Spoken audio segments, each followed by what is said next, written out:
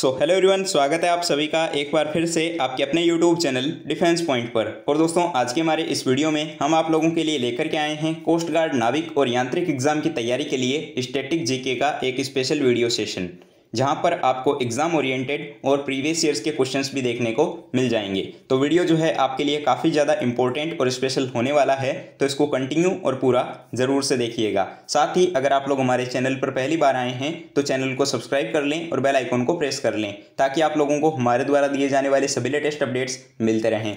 तो चलिए शुरू करते हैं आज का ये वीडियो बिना किसी देरी के। तो देखिए दोस्तों, फर्स्ट क्वेश्चन जो कि आपको दिया गया है कि नोबेल पुरस्कार पाने वाले पहले भारतीय व्यक्ति कौन थे। तो आपको ऑप्शंस दिए गए हैं doctor CV Raman, Rabindranath Tagore, mother Teresa या फिर डॉक्टर हरगोविंद खुराना। तो यहाँ पर जो क्वेश्चंस है इसके अकॉर्डिंग पहला नोबेल पुरस्कार जो है वो रविंद्रनाथ टैगोर को दिया गया था, और इन्हें जो है 1913 ईस्वी में नोबेल पुरस्कार जो है वो साहित्य के क्षेत्र में दिया गया था। तो इसके लिए राइट आंसर हो जाएगा option number B, Rabindranath Tagore. दोस्तों, ऑप्शन नंबर ए में आपको दिया गया है डॉक्टर सीवी रमन। तो डॉक्टर सीवी रमन को जो है भौतिकी के क्षेत्र में नोबेल पुरस्कार दिया गया था। और इसके अलावा ऑप्शन नंबर डी, जिसमें कि आपको दिया गया है डॉक्टर हरगोविंद खुराना, तो इन्हें जो है वो रसायन शास्त्र के क्षेत्र में यानी कि केमिस्ट्री के क्षेत्र में जो है इन्हें नोबेल पुरस्कार से सम्मानित किया गया था। तो इनको भी जो है आप लोग ध्यान में रख सकते हो। तो चलिए बढ़ते हैं नेक्स्ट क्वेश्चन की ओर।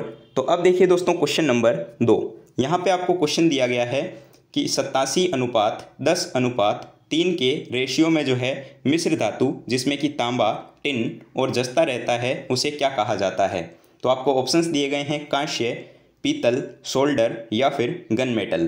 तो देखिए कि गन मेटल, जिसको कि यूएसए वगैरह के एरिया में जो है लाल ब्रास के नाम से भी जाना जाता है, तो इसमें जो है लगभग 88% आपके तांबा होता है और 8 to 10% जो है वो आपका टिन होता है, और साथ ही जो है 2 से लेके 4% तक इसमें जस्ता पाया जाता है। तो इसके लिए करेक्ट आंसर हो जाएगा option number D, gun metal. ठीक है, और गन मेटल का प्रयोग जो है मुख्य रूप से आपके गन बनाने में किया जाता है। तो ये भी काफ़ी इंपॉर्टेंट क्वेश्चन हो जाता है, तो आप लोग इसको ध्यान में रखिएगा।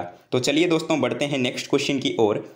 तो अब देखिए आपके क्वेश्चन नंबर 3, जो कि आपके एक प्रीवियस ईयर्स का क्वेश्चन हो जाता है, और यहाँ पे क्वेश्चन दिया गया है कि अंतर्राष्ट्रीय मुद्रा कोष यानी कि इंटरनेशनल मॉनेटरी फंड, जिसको IMF भी कहा जाता है, तो इसका मुख्यालय कहाँ पर स्थित है।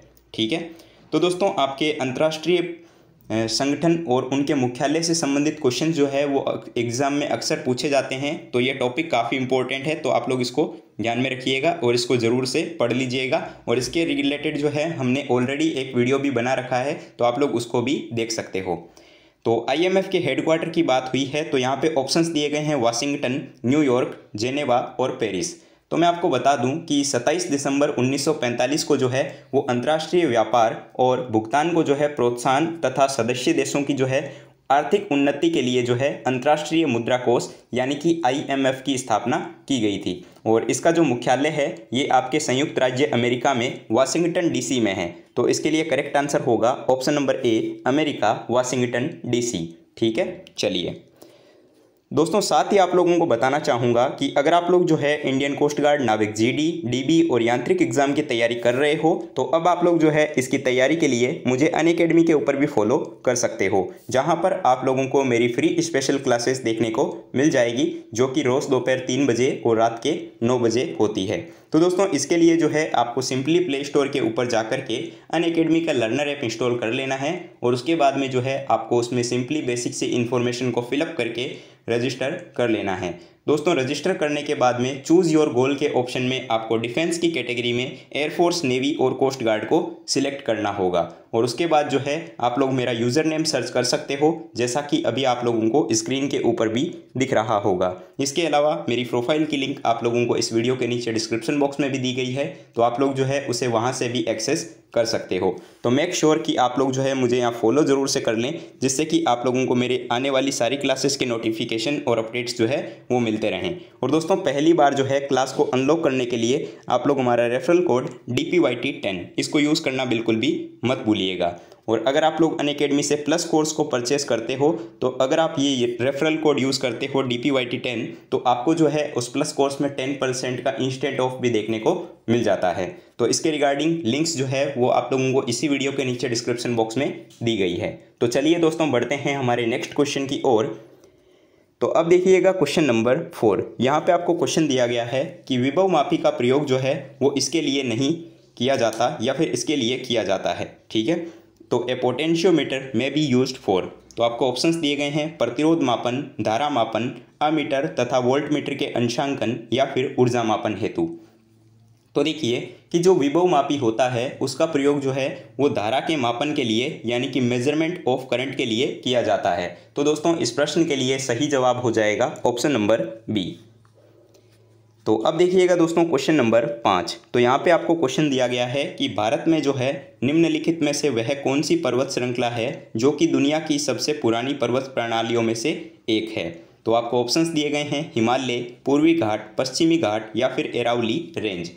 तो देखिए कि भारत का जो अरावली पर्वत है वो विश्व के सबसे पुराने वलित पर्वत जो होते हैं उनमें से एक गिना जाता है और इसकी जो सबसे ऊंची चोटी है वो माउंट आबू के पास में गुरु शिखर है जो कि आपके राजस्थान के सिरोही जिले के आसपास में पड़ती है। ठीक है, और अरावली पर्वत श्रृंखला की लंबाई जो है वो लगभग आपके गुजरात से लेकर के दिल्ली तक मतलब एक तरीके से 600 से 650 से ज़्यादा किलोमीटर की है। ठीक है, और दिल्ली में जो आपका राष्ट्रपति भवन बना हुआ है वो रायसीना पहाड़ी पर भी बना हुआ है। ठीक है, जो कि अरावली का ही एक पार्ट है। तो इसके लिए करेक्ट आंसर होगा option number D, Aravalli range यानी कि अरावली पर्वतमाला।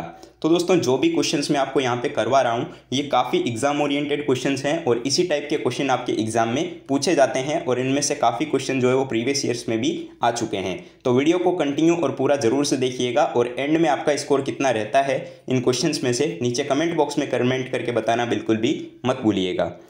तो अब देखिएगा दोस्तों क्वेश्चन नंबर 6। यहाँ पे आपको क्वेश्चन दिया गया है कि भारतीय राष्ट्रीय कांग्रेस की पहली भारतीय महिला अध्यक्ष कौन थी। ठीक है, तो ऑप्शंस हैं एनी बेसेंट, अरुणा आसफ अली, सरोजिनी नायडू या फिर मैडम भिकाजी कामा। ठीक है, तो यहाँ पर जो है काफ़ी स्टूडेंट कंफ्यूज हो जाते हैं क्योंकि क्वेश्चन की जो डिमांड है उसके अकॉर्डिंग आप इसको देखिएगा। यहाँ पर पूछा जा रहा है पहली भारतीय महिला। ठीक है, तो इसके लिए जो सही आंसर होगा वो आपका होगा option number C, Sarojini Naidu. ठीक है, अगर आपसे पूछा जाता कि कांग्रेस की पहली महिला अध्यक्ष कौन थी तो वहाँ पर जो है आप लोग आंसर करते एनी बेसेंट। ठीक है, लेकिन यहाँ पर पूछा जा रहा है कि पहली भारतीय महिला अध्यक्ष कौन थी तो पहली भारतीय महिला अध्यक्ष जो है वो सरोजिनी नायडू थी। ठीक है, तो right answer will be option number C. तो कांग्रेस की बात हो रही है तो चलिए थोड़ी बात इसके बारे में भी कर लेते हैं। तो भारतीय राष्ट्रीय कांग्रेस की स्थापना जो है वो आपको पता ही है कि 1885 यानी कि 1885 ईस्वी में जो है बम्बई के गोकुलदास तेजपाल संस्कृत कॉलेज से हुई थी और इसके जो संस्थापक थे उनका नाम एलन ऑक्टिवियन ह्यूम था जिनको हम A.O. ह्यूम भी बोलते हैं। ठीक है, और इसके जो प्रथम अध्यक्ष थे वो आपके W.C. बनर्जी यानी कि व्योमेश चंद्र बनर्जी थे। तो दोस्तों इसका जो राइट आंसर है वो आपका option number C, Sarojini Naidu है। ठीक है, चलिए बढ़ते हैं हमारे नेक्स्ट क्वेश्चन की ओर। तो अब देखिएगा क्वेश्चन नंबर 7। तो क्वेश्चन नंबर 7 आपको दिया गया है कि ECG जो कि सामान्यतः किसकी गतिविधियों का अध्ययन करने के लिए प्रयोग में लिया जाता है। तो ऑप्शंस हैं मस्तिष्क, हृदय, यकृत या फिर फेफड़े। तो सबसे पहले हम बात करते हैं कि ECG का पूर्ण नाम क्या होता है या फिर इसकी फुल फॉर्म क्या होती है। तो देखिए ECG जिसको कि इलेक्ट्रोकार्डियोग्राफ कहा जाता है जो कि आपके त्वचा के विद्युत चालकों से जो है एक नियत समय के लिए जो है हृदय की जो हमारी गतिविधि होती है उसको बाहर से देख सकता है। ठीक है, और इसका प्रयोग जो है वो हमारे हार्ट से रिलेटेड यानी कि दिल से संबंधित जो बीमारियां होती है उनका पता लगाने के लिए किया जाता है। तो दोस्तों right answer will be option number B, heart यानी कि हृदय। तो अब देखिएगा दोस्तों क्वेश्चन नंबर 8। यहाँ पर आपको क्वेश्चन दिया गया है कि वायुमंडलीय दाब को मापने के लिए प्रयोग किए जाने वाले उपकरण का नाम बताइए। ठीक है, तो आपको ऑप्शंस दिए गए हैं डेसिबल मीटर, बैरोमीटर, हर्ट्ज या फिर एनीमोमीटर। ठीक है, तो वायुमंडलीय दाब को मापने के लिए प्रयोग किए जाने वाले उपकरण का नाम पूछा जा रहा है तो इसके लिए राइट आंसर आपका हो जाएगा ऑप्शन नंबर बी, बैरोमीटर, जो कि वायुमंडलीय दाब का मापन करता है। देखिए डेसिबल मीटर जो होता है ये आपके ध्वनि की तीव्रता का मापन करता है और हर्ट्ज जो होती है ये आपके तरंग की गति को बताता है और साथ ही एनीमोमीटर जो होता है ये आपके वायु के वेग को बताता है। तो right answer will be option number B, barometer. तो अब देखिए दोस्तों क्वेश्चन नंबर 9। यहाँ पर आपको क्वेश्चन नंबर 9 में दिया गया है कि धरती की सबसे बाहरी परत कौन सी होती है यानी कि which is the outer most layer of the earth. ठीक है, तो धरती की बाहरी परत पूछी जा रही है तो काफ़ी कॉमन क्वेश्चन हो जाता है। देखिएगा ऑप्शंस हैं सौर मंडल, मध्य मंडल, एस्थेनोफेयर या फिर थल मंडल। ठीक है, तो देखिए कि धरती की जो सबसे छोटी बाहरी परत है इसको हम थल मंडल के नाम से जानते हैं। ठीक है, जिसको कि इंग्लिश में लिथोस्फेयर कहा जाता है। तो राइट आंसर जो है वो आपका होगा ऑप्शन नंबर डी। देखिए सौर मंडल और जो आपके मध्य मंडल दिए गए हैं ये आपके वायुमंडल से रिलेटेड होते हैं। ठीक है, तो ये इसका आंसर नहीं हो सकते। तो इसका राइट आंसर है ऑप्शन नंबर डी, लिथोस्फेयर। ठीक है, तो लिथोस्फेयर के बारे में मैं अगर आपको बताऊं तो भूपर्पटी और मेंटल का जो ऊपरी भाग होता है उससे मिलकर के आपके लिथोस्फेयर का निर्माण होता है और इसकी मोटाई जो होती है वो आपके 10 से लेकर के 200 किलोमीटर के लगभग बीच में होती है। ठीक है, तो राइट आंसर जो है वो आपका हो जाएगा ऑप्शन नंबर डी। चलिए बढ़ते हैं नेक्स्ट क्वेश्चन की ओर। तो अब देखिएगा दोस्तों क्वेश्चन नंबर 10। यहाँ पर आपको क्वेश्चन दिया गया है कि इनमें से जो है कौन सा भारत का एक राष्ट्रीयकृत बैंक है। ठीक है, ऑप्शंस दिए गए हैं IDBI bank, HDFC bank, Canara bank या फिर एक्सिस बैंक। ठीक है, तो देखिए कि कैनरा बैंक जो है ये एक प्रमुख वाणिज्यिक बैंक है और इसकी स्थापना जो है वो आपके 1906 में की गई थी। ठीक है, लेकिन जब आपके जुलाई 1969 में बैंकों के सामाजिक दायित्व को देखते हुए जो इंदिरा गांधी थी उन्होंने जो है आपके 14 बैंकों का राष्ट्रीयकरण करने की घोषणा की थी, जिसमें से एक था आपके कैनरा बैंक। ठीक है, तो right answer will be option number C, Canara bank जो है इसका सही आंसर होगा कि एक राष्ट्रीयकृत बैंक जो है कौन सी है, तो कैनरा बैंक इसका सही जवाब होगा। ठीक है, चलिए अब देखिएगा दोस्तों क्वेश्चन नंबर 11। यहाँ पे आपको क्वेश्चन दिया गया है कि इनमें से कौन सा क्षेत्र जो है वो संगमरमर के खनन के लिए भारत में प्रसिद्ध है।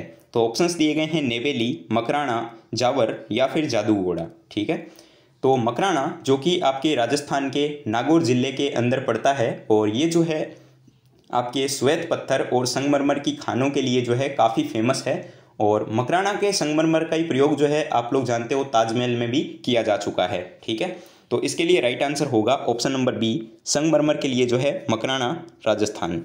और संगमरमर को जो है कैल्शियम कार्बोनेट कहा जाता है, जिसका कि सूत्र आपको पता होगा CaCO3 होता है। ठीक है, चलिए अब देखिए दोस्तों क्वेश्चन नंबर 12। तो यहाँ पर दिया गया है कि इनमें से किसकी स्थापना जो है वो 30 दिसंबर 1906 को की गई थी। ठीक है, तो ऑप्शंस दिए गए हैं लखनऊ समझौता, ऑल इंडिया मुस्लिम लीग, स्वशासन अधिनियम या फिर बंगाल समझौता। ठीक है, तो देखिए कि ढाका के नवाब जो थे आपके सलीमुल्ला, तो उनके नेतृत्व में जो है वो 30 दिसंबर 1906 को जो है ढाका में ऑल इंडिया मुस्लिम लीग की स्थापना की गई थी। ठीक है, तो right answer will be option number B, All India Muslim league.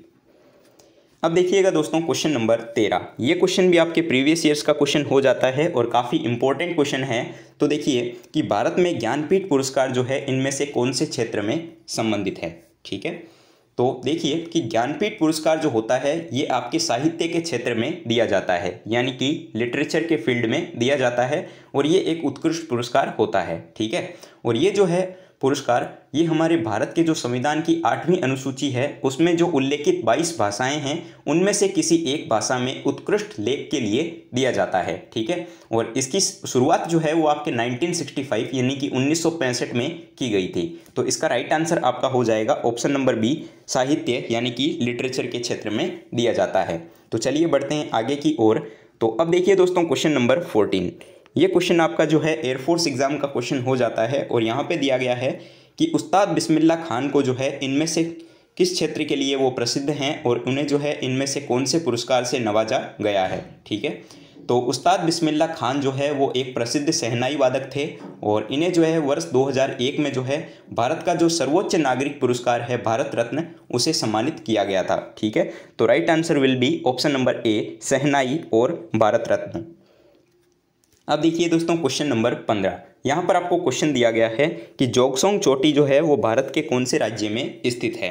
तो ऑप्शंस हैं सिक्किम, अरुणाचल प्रदेश, उत्तराखंड या फिर जम्मू कश्मीर। तो जोगसोंग चोटी जो है वो हिमालय के ही जनक खंड की एक चोटी है और ये जो है हमारे भारत के सिक्किम राज्य में स्थित है। ठीक है, जो कि आपके पश्चिम बंगाल के पास में पड़ता है। ठीक है, और इसकी ऊंचाई जो है वो आपके 7462 मीटर के लगभग है। ठीक है, तो राइट आंसर आपका हो जाएगा ऑप्शन नंबर ए, सिक्किम। अब देखिए दोस्तों क्वेश्चन नंबर 16। यहाँ पे क्वेश्चन दिया गया है कि किस मौर्य सम्राट ने जो है स्मारकों के लिए पत्थर के प्रयोग की शुरुआत की थी। दोस्तों इससे रिलेटेड जो एक क्वेश्चन था वो आपके इंडियन नेवी MR एग्जाम में आ चुका है, तो ये भी आपके लिए काफ़ी ज़्यादा इंपॉर्टेंट हो जाता है। तो देखिए कि बिंदुसार का जो पुत्र था, यानी कि जो उत्तराधिकारी हुआ सम्राट अशोक के नाम से जिन्हें हम जानते हैं, तो इन्होंने जो है भारत में शिलालेख का प्रचलन सबसे पहले आरंभ किया था। ठीक है, और अशोक के शिलालेखों में जो है हम ब्राही, खरोष्टी, ग्रीक और अरमाइक लिपि को देखते हैं। ठीक है, तो इसके लिए राइट आंसर हो जाएगा ऑप्शन नंबर सी, अशोक। अब देखिए दोस्तों क्वेश्चन नंबर 17। यहाँ पर आपको क्वेश्चन दिया गया है कि निम्नांकित में से जो है कौन सा तत्व वनस्पति तेल को वनस्पति घी में जो है परिवर्तित कर देता है। ठीक है, तो ऑप्शंस दिए गए हैं हीलियम, ऑक्सीजन, हाइड्रोजन या फिर पोटेशियम। तो देखिए हाइड्रोजनीकरण के द्वारा जो है असंतृप्त कार्बनिक यौगिकों से जो है हाइड्रोजन की क्रिया करवा के उनको जो है संतृप्त यौगिक को प्राप्त किया जा सकता है। जैसे कि जो वनस्पति तेल को जो है हम वनस्पति घी के अंदर परिवर्तित कर सकते हैं। ठीक है, और इसके अलावा जो एथिलीन या एसिटिलीन होती है उसको एथेन में भी हम परिवर्तित कर सकते हैं। तो राइट आंसर होगा ऑप्शन नंबर सी, हाइड्रोजन। अब देखिएगा दोस्तों क्वेश्चन नंबर 18। यहाँ पर आपको क्वेश्चन दिया गया है कि निम्नलिखित में से जो है कौन कथक के प्रख्यात नर्तक या फिर नर्तकी हैं। तो ऑप्शंस दिए गए हैं बिरजू महाराज, राजा रेड्डी, किरण सहगल या फिर सरोजा वैद्यनाथन। दोस्तों आपके सिलेबस में एक टॉपिक है भारत के महत्वपूर्ण और प्रसिद्ध व्यक्ति, तो उसमें से जो है ये क्वेश्चंस बनते हैं इस टाइप के। तो देखिए कि पंडित बिरजू महाराज जो कि आपके प्रसिद्ध कथक नर्तक हैं और ये जो है आपके लखनऊ यूपी के रहने वाले थे। ठीक है, और इन्हें जो है आपके 1986 में पद्म विभूषण पुरस्कार से भी सम्मानित किया गया था, और इसके अलावा इन्हें काफ़ी सम्मान मिल चुके हैं, जैसे कि कालिदास सम्मान, संगीत का नाटक अकादमी पुरस्कार से भी इनको जो है सम्मानित किया जा चुका है। ठीक है, तो right answer will be option number A, Birju Maharaj. अब देखिएगा दोस्तों क्वेश्चन नंबर 19। यहाँ पर आपको क्वेश्चन दिया गया है कि इनमें से किस भारतीय राज्य में जो है वो पवन ऊर्जा उत्पादन सबसे अधिक होता है।